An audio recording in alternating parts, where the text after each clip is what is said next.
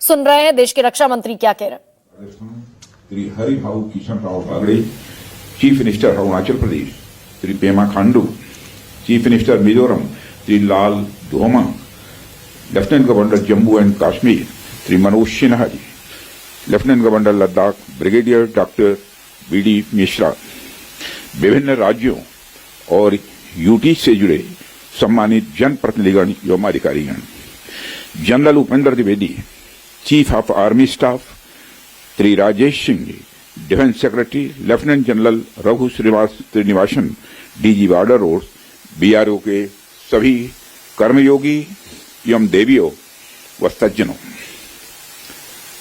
आप सभी जानते हैं कि आज हमारे प्रधानमंत्री जी के मार्गदर्शन में हमारे भारत की सेना ने हम सभी भारतवासियों का मस्तक ऊंचा किया है।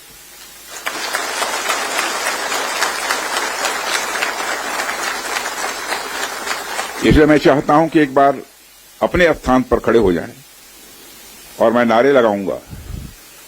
हमारे देश के सेना के जवानों के सम्मान में हम सभी बोलेंगे, भारत माता की, भारत माता की, भारत माता की। बहुत बहुत धन्यवाद।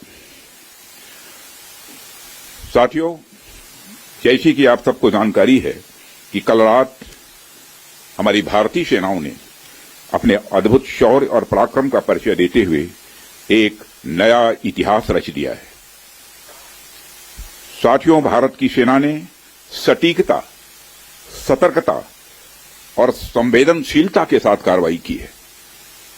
हमने जो लक्ष्य तय किए थे उन्हें ठीक समय तय योजना के अनुसार सटीकता से उन्होंने ध्वस्त किया है और किसी भी नागरिक ठिकाने, सिविलियन पॉपुलेशन को जरा भी प्रभावित न होने देने की संवेदनशीलता भी हमारी सेना ने दिखाई है।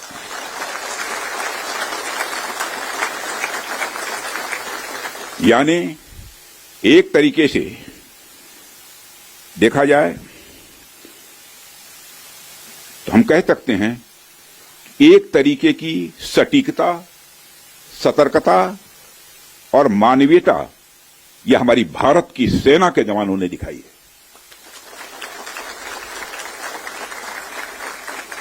जिसके लिए मैं हमारे सेना के जवानों और अधिकारियों को पूरे देश की ओर से मैं साधुवाद देता हूं और सेना को संपूर्ण संबल प्रदान करने के लिए अपने प्रधानमंत्री माननीय नरेंद्र मोदी जी को भी मैं साधुवाद देता हूं।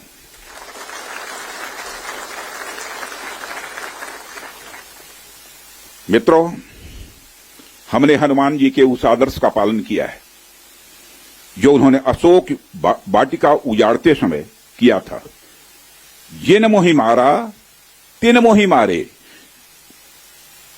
हमने केवल उन्हीं को मारा जिन्होंने हमारे मासूमों को मारा। साथियों, प्रधानमंत्री श्री नरेंद्र मोदी के नेतृत्व में हमारी सेनाओं ने ऑपरेशन सिंदूर लॉन्च करके पहले की तरह ही इस बार भी आतंकियों को ट्रेनिंग देने वाले कैंप्स को तबाह करके करारा जवाब दिया है। भारत ने अपनी सरजमी पर हुए हमले का जवाब देने के लिए अपने राइट टू रेस्पॉन्ड का इस्तेमाल किया है और हमारी यह कार्रवाई बेहद सोच समझकर सधे हुए तरीके से की गई है। आतंकियों के हौसले पस्त करने के उद्देश्य से यह कार्रवाई महज उनके कैंप्स और इंफ्रास्ट्रक्चर तक ही सीमित रखी गई है। मैं पुनः हमारे आर्म्ड फोर्सेस के शौर्य को मैं नमन करता हूं। साथियों, आज बॉर्डर रोड ऑर्गेनाइजेशन के 66वें फाउंडेशन डे पर आपके बीच उपस्थित होना मेरे लिए गौरव का विषय है और यह खुशी की बात है कि आज इस इम्पोर्टेंट डे पर बीआरओ द्वारा निर्मित 50 इंफ्रास्ट्रक्चर प्रोजेक्ट्स का उद्घाटन करने का अवसर भी हमें प्राप्त हो रहा है। मैं आप सभी का आभार व्यक्त करता हूं कि आपने मुझे यहां आमंत्रित किया है। साथियों, किसी भी संस्थान के लिए उसका फाउंडेशन डे यह बहुत ही महत्वपूर्ण हुआ करता है। वैसे भी 65 वर्षों की आपकी जो यात्रा रही है वो बेहद गौरवशाली रही है। इसलिए आज का दिन उस गौरवमयी यात्रा को याद करने का दिन है। इसके साथ साथ यह दिन ठहर कर सोचने का भी दिन होता है कि अपनी अब तक की यात्रा में हमने क्या क्या हासिल किया है, और यह हमारी अब तक की कार्य प्रणाली का विश्लेषण करने का भी यह दिन है। साथ ही यह एनालिसिस करने का भी दिन है कि भविष्य में हमारी राह क्या होनी चाहिए। साथियों, मैं देख पा रहा हूं कि वीडियो कॉन्फ्रेंसिंग के माध्यम से देश के अलग अलग क्षेत्रों से हमारे कई साथी जुड़े हुए हैं। अक्सर हम उद्घाटन के अवसर पर बड़ी बड़ी संस्थाओं का और बड़ी बड़ी एजेंसीज का नाम तो लेते हैं, परंतु ऐसे कई कर्मयोगी हैं जो पर्दे के पीछे रहकर काम करते हैं। किसी प्रोजेक्ट को पूरा करने में उनका योगदान भी बेहद महत्वपूर्ण होता है।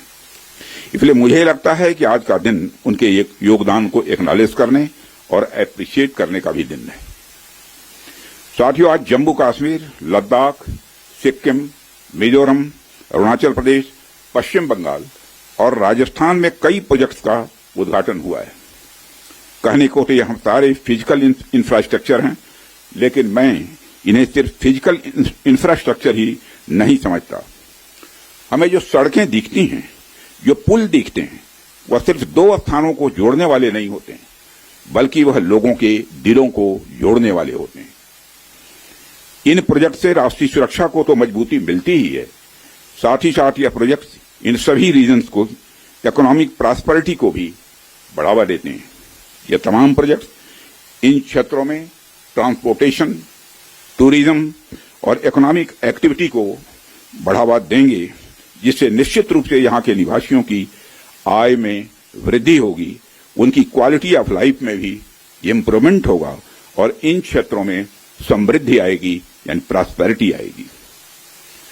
साथियों, मुझे बताया गया कि आज जिन इंफ्रा प्रोजेक्ट्स की शुरुआत की गई है, इनकी टोटल कॉस्ट लगभग 1900 करोड़ रुपए के आसपास की है। मुझे लगता है कि यह केवल उनकी नॉमिनल वैल्यू पर है। इसकी असली वैल्यू है वह तो हम आंक भी नहीं सकते।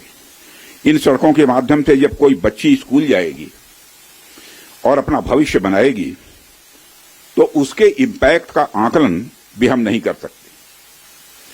इन ब्रिजेज के माध्यम से जब यहां एम्बुलेंसेज दौड़ेंगी और समय पर लोगों को इलाज होगा, उसकी वैल्यू को भी नहीं आंका जा सकता है। तो दरअसल आज हर फौजी की मां, राजनाथ सिंह जो रक्षा मंत्री हैं इस देश के, उन्होंने भी यही कहा।